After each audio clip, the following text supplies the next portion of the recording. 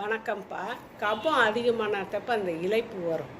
இளைப்பு வராமல் இருக்கிறதுக்கு நமக்கு எதிர்ப்பு சக்தி தேவை. கபம் அதிகமாகி தானே இளைப்பு வருது. அதுக்கு எதிர்ப்பு சக்தி இருக்கணும். அது வராமல் இருக்கணும்னா அதுக்கு நம்ம உணவில் இஞ்சி, பூண்டு, மிளகெல்லாம் அதிகமாக சேர்த்துக்கறணும்.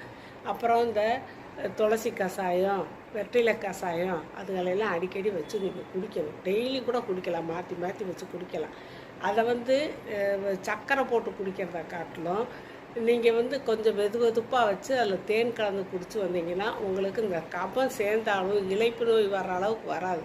சரி, அப்படி இளைப்பு நோய் வந்துருச்சா, கபம் அதிகமாகிடுச்சா, மூச்சு விட முடியலையா அப்படின்னா தேங்காய் பால் எடுத்து அதில் 1/4 ஸ்பூன் இந்த கிராம்பு பொடி இருக்கு இல்லையா, அதை போட்டு கலந்து பனங்கற்கண்டு போட்டு நல்லா புசுக்கு குடிச்சிட்டு வாங்க. தேங்காய் பாலை ரொம்ப கொதிக்க விட்டுறக்கூடாது. நம்ம குடிக்கிற சூடு வச்சு எடுத்துடணும். கொதிக்க விட்டால் அதில் பவர் போயிடும், திரிஞ்சு போயிடும், வேண்டாது. அப்படி வச்சு குடிச்சிட்டு வாங்க. உங்களுக்கு கொஞ்ச நேரத்தில் அந்த இழப்பு சரியாகும். இருந்தாலும் இந்த முறைகளை நீங்கள் கடைப்பிடிச்சிட்டே இருந்தீங்கன்னா சளி உங்களுக்கு அதிகமாகாது.